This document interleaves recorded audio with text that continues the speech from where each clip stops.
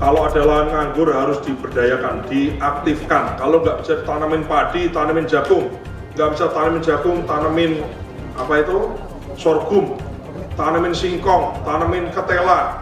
Kalau nggak bisa lapor sama PLN, kita tanami indigo vera dan kaliandra. Kementerian Pertanian bekerjasama dengan PT PLN Energi Primer Indonesia dalam rangka meningkatkan penggunaan energi terbarukan demi mencapai target net zero emission pada tahun 2060, salah satunya melalui pengembangan model pertanian terpadu.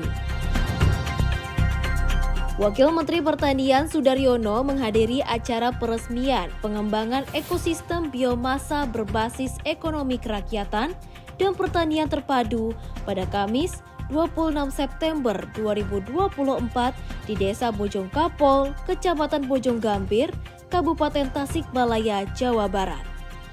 Dalam sambutannya, Wamentan Sudaryono turut menyampaikan apresiasinya kepada PT PLN atas inovasi terkait bahan baku biomasa.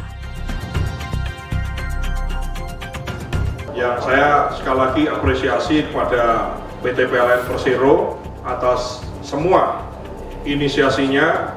Memang maksudnya satu, tapi manfaatnya banyak, Pak. Maksudnya renewable energy, tapi ternyata manfaat multiplier effect. Gulungan pemainnya itu banyak, Pak. Ya, dari mulai nanti urusan biomasanya itu sendiri, dari mulai kesuburan tanah yang ditanami oleh kaliandra atau indigo veranya jadi tanda subur, ditambah nanti tumpang sarinya.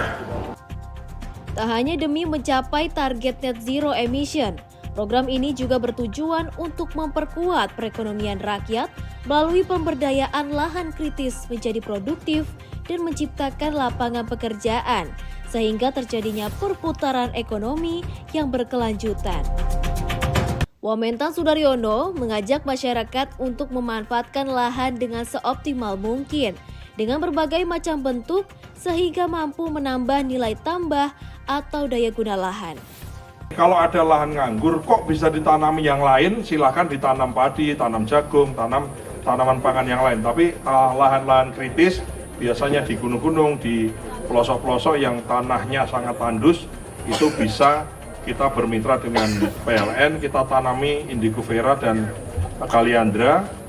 Kalau kita tanami ada banyak manfaat. Yang pertama, dengan ditanami itu lahannya jadi tambah subur, satu. Yang kedua, daunnya ternyata kandungan protein, kandungan gizinya bagi ternak, ini satu kesempatan. Yang kedua, harga yang dibeli PLN itu tidak perlu kita susah payah ngantar ke pembangkitnya, ya. Jadi nanti ada poin-poin di sekitar lokasi lahan yang nanti harga jual kita ke PLN itu tidak di pabriknya dia, tidak di PLTU-nya, tidak di pembangkitnya, tapi harganya di lokasi dia ngambil, di lokasi PLN itu ngambil. Dengan pengembangan model pertanian terpadu, yakni penanaman tanaman energi seperti indigo vera, yang mana mampu dimanfaatkan sebagai bahan baku biomasa.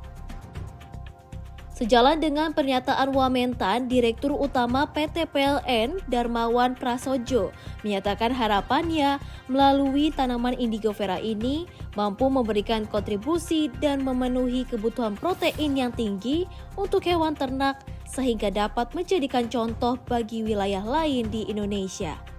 Ya, ini kita melakukan sekarang scale up yang dulunya 30.000 pohon di 30 hektar, sekarang kita melakukan scale up menjadi nanti 100.000 pohon di 100 hektar. Selain itu kita juga nanti bersama dengan Bapoktan dan dengan masyarakat setempat untuk penanaman tumpang sari yang ada di antara tanaman energi ini. Sekaligus kita juga memberikan 205 ekor kambing sebagai suatu modal awal bagi masyarakat yang sekarang sudah bisa diberi makan dengan hasil tanaman yang 9 bulan lalu, ya. Dan ini akan menjadi contoh dan akan kita scale up akan kita diseminasi di seluruh PLTU sekitar PLTU kita yang sekarang ada di 52 lokasi.